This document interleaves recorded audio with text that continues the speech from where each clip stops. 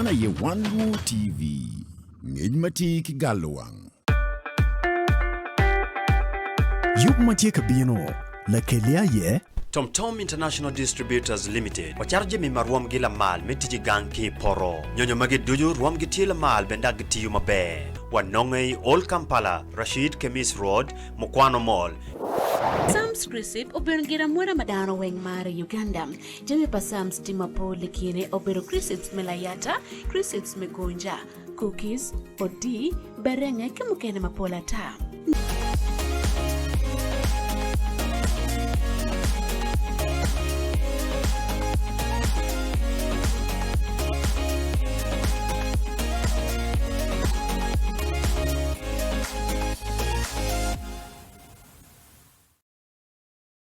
Ki yueyo manok eno ne kudiko mecheng angwen tino wa studio kan kador iwe yupwa me ropentin wa bere kanyo chaka cheng bara jawa cheng a beach chawario kinucho wa ichawa angwen kache fudi bina kaneno TV set mamigi wa bere ichawa wa malwoni loklobo ngoma tika time Uganda ki tuong lobo kamu kene wa ni kumbe gamente kitika lego gini kutim ngong kut kong oryat madiet mati ya patch be rochone oryat maki bo 1962 kumbedi tio marache twal biro kong ki yup quarters pa lutich onyo staff kibena wa ila dit lobo kumbeti uchia ko police me CID nigu wek le ko kon gen guti chene mukane me biachara ma olo Ramukelu lim ichingi kibena wawaye kumbedi ne kumbe kitiki kwetu la phone head teacher cheli district me kamuli karachelo kilotiano kwane maron piara dekwa ngwen iyunge winyu lok me kwalo pen me kla ngwen bochaka icheng barajane kibenda wawaye kumbedi jemtio madietu twal ilobo me Afghanistan iyunge panyo tiana nyera magi kwana university makono pengo kiwajo weko anyira dokchen gang manogi pe ka kwan mena jema ber kanano ne ichawa wa me lok lobo kongnong wacher chawa me abogalam kaneno lok madak per tek ke kudiko eni kumbeti dulme International Center for Transitional Justice gimir kiket chek maramo konyo Dano magowok lweny me piara yo kiwie ni pat minister maloyo minister mati pingo mati ki pencik nyo me justice and constitutional affairs la det Norbert Mao beti lege ni gamente mergu kati ki National War Trust Fund mo me konyo Dano magowok ikit lweny Mao lanyo gi jo ko gurwenjo kane gunywali yo mano pegimete ginywal alany maduong madano wokiye lweny enini ena kamera kama ne video eni kada ko duko nyak lok eni wani ketpat Minister pela Ngol mati ki pencik mane Norbert Mao wani piratek dakiket uyot dul maklone National War Victims Trust Fund wekimi kar marocho ko palotino ma balotime melwenyo time komgin kero joma oteki bene gunno Ngol mati agaroch ko gedak bene chul mo mirolo to betie pedana ma wokilweny ikomalo me Uganda by the International Center for Transitional Justice. I have made a commitment that the Ministry of Justice and Constitutional Affairs will work hand in hand with the civil society organizations and the victims to ensure that the Transitional Justice Bill, which is one of the bills named by the President as a priority when he addressed Parliament during the opening, will be fast-tracked. We are going to meet and make sure we work together. Norbert Mao berkaloko ni yup ya report mawakibot dulmo makiloni International Center for Transitional Justice otime Kampala. Lokman kono berutie ikomgum merocho ko padano makoloy ki lweny ikomal ma Uganda twale ilokom awon yume buru. Important that as Ugandans we realize the importance of truth telling. Only the truth will set us free, as the Bible says. All parts of Uganda have suffered, west, north, east, central. We must bring closure so that we don't go back. Today we have been talking about sexual violence. Many people think sexual violence is only against women. but even men are raped during war. Lweny ma otero mwaka piero ki wiye komal ma Uganda ni oweko dan mapol ka un malit ke jiji me wi dok fud watin adoke ni tikane ni kom kwogi. Miro madino tino wani kuma yo no bele tine kim elare kidon kita down bele bana ke kan no watie tatie bisa ino down bele dona learn that when you are there can tell God. Mapol kar ki makta tere yo me bor ki no tin mapol ka nyual gi kar me lwende twale kiti ke me ben ki per mapol kin pachi kene me tiyulim kit masara kahika tir kwena matut I report mame game that survivors have.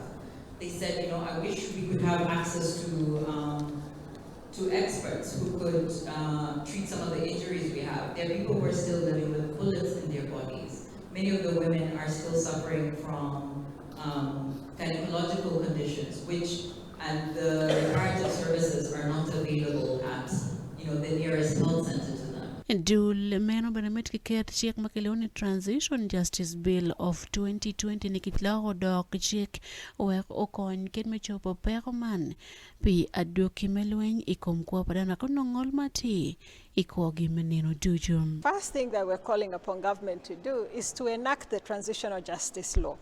Because once it enacts the Transitional Justice Law, it shall have a framework for establishing a reparations program.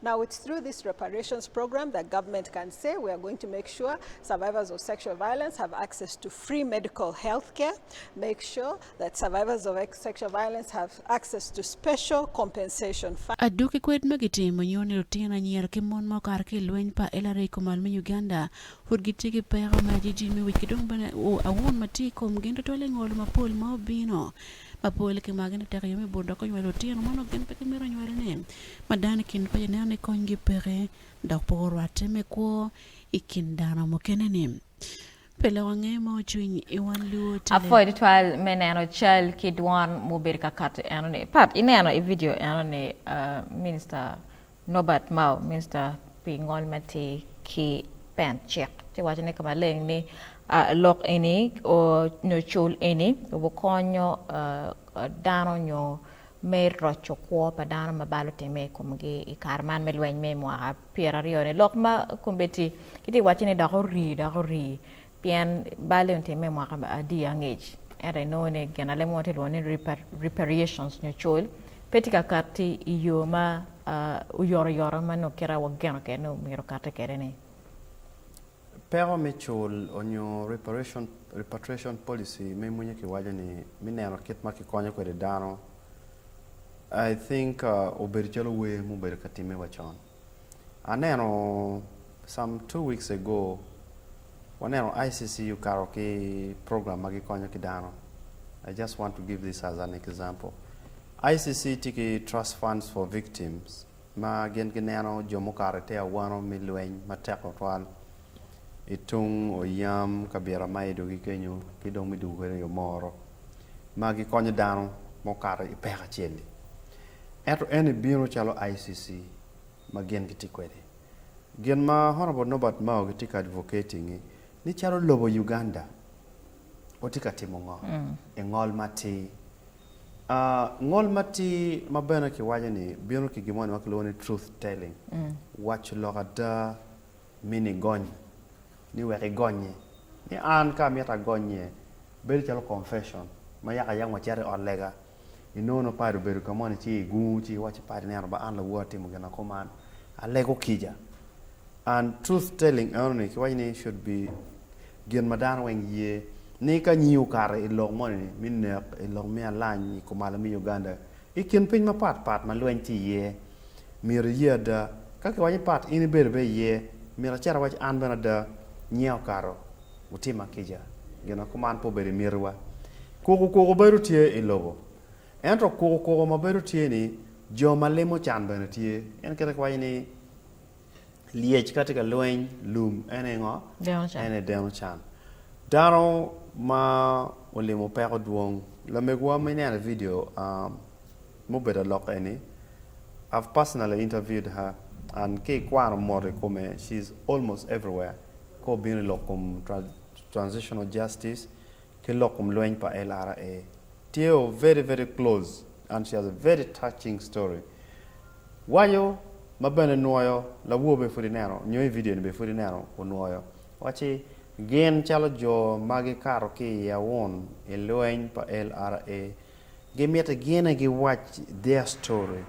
Ngoma gen gi karo iye, ngoma gen gi nero lweny mubedo tie ikumalo mi Uganda mwaka piero rioni. Side pa Adwi, ki side pa gamente. But specifically, lok enikiti ka loke kuma won me burma anyero karaki. Of course, I want tie madwong ma otime ikame lweny. Ero specifically chul eni kiti loke ye lokom sexual violence. Ene tika wachine ente wachite chalo gien magi bedi lumi. Experience magien ki karye magi neno lokom voro. Magi side pa Adwi ki side pa gamente. Miro ngarimo machalo an la rubini e pa bohe. Ento gin who are the real victims. Ene ke kat ge waji. Kid make kwanyo ni Emma inde bet ki ngade. Emma inde chet kuja. Ere chet kuja ni kanwa. Anyera magonyo alo tien ma pe amwaka goro ma bena pegi miro. No la tien ma nyako matiri. Ento ke kwanyo ke Miyo it commander B. Uchiaro bet kwede chalo dahone. Gwena katika beru kono bakte ki mona ria dega ngwena beach. Beru no tikenyu. Ento ipe ki right tuwer ma megi. Watu ni an pa tuwero eni. Pa tuwer timu gena koma eni. Indong gena ki mime dong yes. Yes. Yes. Moni tiyu kwede. Wegi kenyi da kwa ibon ngat mga. Ngat mo kane. Mwata tiyana bena ki lipe bena ki nga. They also want to be with you. Tuwer ma megi chalo dago is lost. Ente puati wachini tuwer mi vurni uberikin mon chicho keken. Norbert Mao owajo. Wachini vuru nyovuru tuwer padana mi vurni. Tie wacho mokene maki beru kanywaru gi. Ileba chuli ya yanke lwoni tek go. Ma wano ngayu kinini ni ka ini vur la cho kila cho. Eni nete kator te pencik pa lobo eni. Ka dago ki dago tika vur kila war nete kator chik mi lobo eni. Ente kara mi lweny gina kumano beru katime. Cho mukene tima le wich mako gi wakumbeti. Chunji chwe wakumbeti. Tie mukene magumunyi wayat guta. Ni time kining ni la cho vur kweda. Now, this is gen marketing wachene ni kau ana ya waji. I cannot tell the story. Ento kang ngaremo mo going through the scenario of waju will tell you the story. La mego eni mo better lock eni mo ro chat makwane. Wajeni ene she was number story makwana kapa waji marach. I'll have to check, but I need to get it right. Oberu na dek iken mon pakon. Before she was rescued. Donc we better ikin mon number there. Ita no coin tiki monati. Mwaka make miye kwere chingkon. She was very young. She has a whole story. Mako was story you can't finish it. Tiki loteno.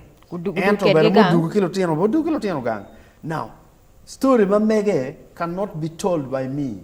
Her story miro any watch story ma mege kitu waje kwere nyim lwak.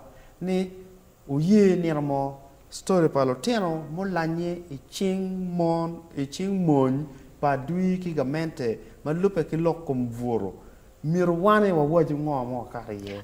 But amaro initiative in niti waranyim of course loki kelu chwechwin madit era tamne jima duong ma mir kitem chul ene miro waranyim nyongol matibo waranyim era tam wai Jemo kene mapat mamir ke teme konyo Dano mako karya lunch ene teme duong malupe ki psychological well-being nyo kirane chawaj kere ni mental health nera pian kibi ngolo ngon mati ene kibi chulu chene pi balmo teme kum Dano ene ento mental health ki wich kitika wat nening pa nyo lek nyo chwin pi alany magulanye ene ne tika wat nening ikupi kwa mameki. And again, my ben chow can a mere kilok conversation a mere kilok alongside chul any. Anero la mega chill, natural tea any dulmu launching report. Again, mago mete me watch ne yeni. They are working through me a chill. Ke nero work good yero any ma voices take a car any. Again ma adama ambe pamunyo kete waji kwele lock me mental health pamunyo kage loge ye. Gen ma iro jayo ma munyi matiri ena gati wajini locum rehabilitation ma rehabilitation ma gati wajini gati wajini medical rehabilitation ni tiyo jomo kene wakumbedi mo lokone gati ka kwok ya wano mi resas onyo mudugu chilogi onyo landmine ogoyogi tiengi ya disorganized. Now trust fund pa ICC ma wachini ma tiye ikumalami Uganda ni there's kichare gulo main hospital tie a rehabilitation center for landmine victims. Jomano landmine chilogi kicharo kitimo kimi tiane pangeyo how they call them orthopedic chains mo kumi wor ngongni. It's under AFC. Maka yubo tien ka yubo chingi me konyo dano me teke kwogi mi chingjui. Ento mapira tek ema is ni while kitika miyo support makumero watiki joma tiki tuo atika wuba chel nyo jara uchwala message i Facebook ni en ibi no pero me landmine mo chelo mamane ki en la wachel ento gen motime mamane passed on damages pa vu mudo kume do chala dola tie wakumbeti karmono bera 2 weeks ago bera watini vu kwero chango we wants to find a way ibini one low TV waki konye mutual medical support. Now ene ke lemon loni the unhealed scars or the unseen scars ngare monitiki vu ngare monitiki tuo ngare monitiki stress mon matika going through ento dano mi ngere pegira mangeyo pega manungat entika warrior it becomes suicidal. Ena ko beri kid iwa ma bete to part ne ICC gitika yele me but ICC is an international organization magitika konyo dano one ko machal gamente me Uganda chul gere uchole ngolo lok mati beno ngole ento dano wa magitika kwo ki jim igen weng free wigi one machal te dar one machal gamente ngoma wate katem ne me konyo dano makumano ngene gen ma tie ICC ke kan peramo temane gen ena mio chala bol ento ke nano kumbedi gen ma minister bino kwede chala Mao te wajini they should start what they call the trust fund for victims.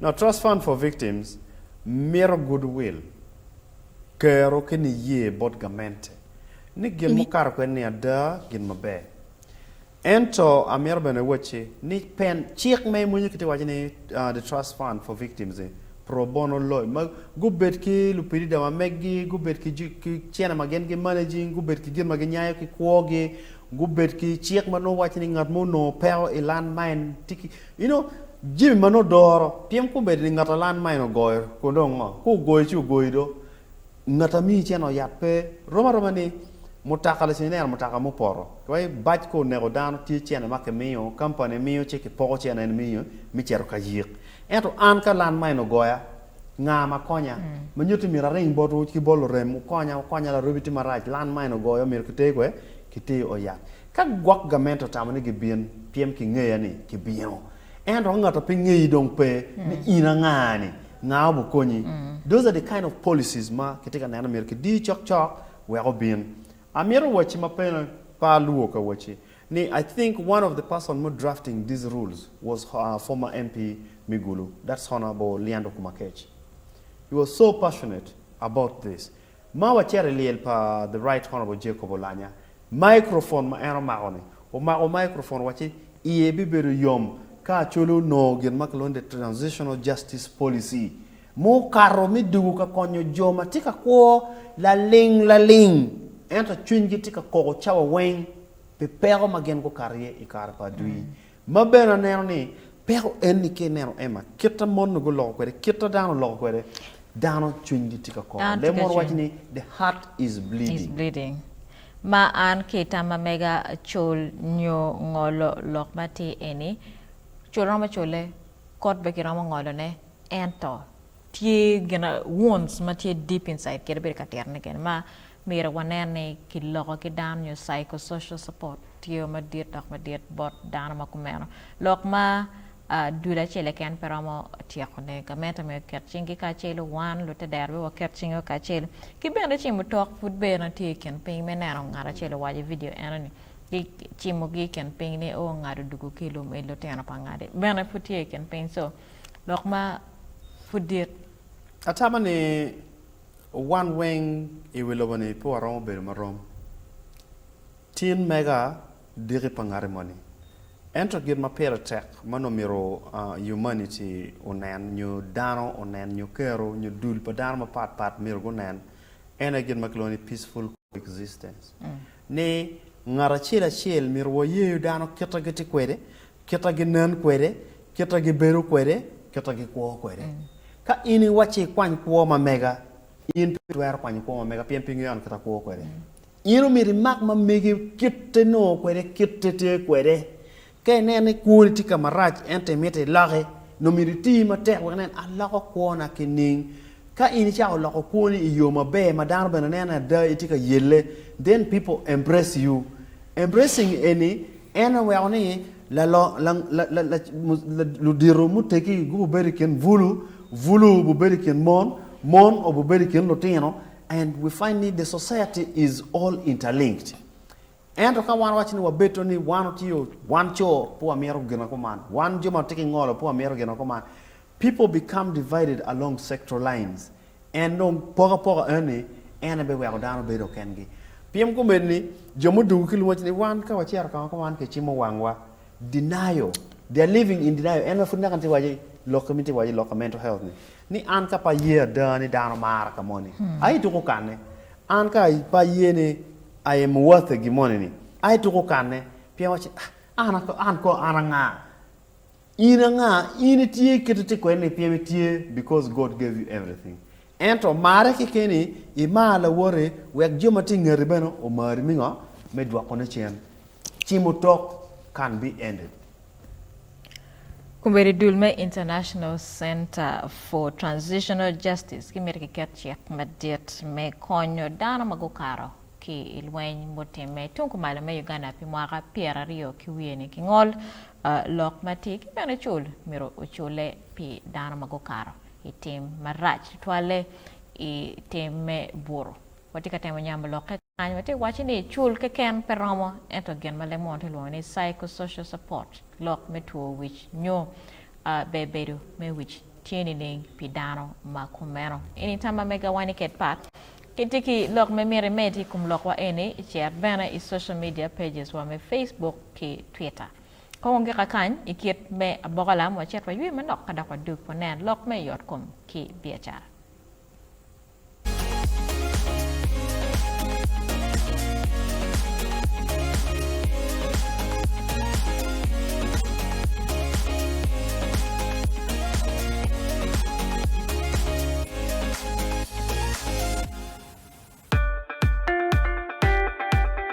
Yup matie kabino la kelia ye Tom International Distributors Limited wacharje mi marwam gila mal metiji ganki poro nyonyo magi duju rwam gitila mal benda gitiyu mabe wanongei Old Kampala Rashid Kemis Road Mukwano Mall Sam's Crisip oberongira mwera madano weng mare Uganda.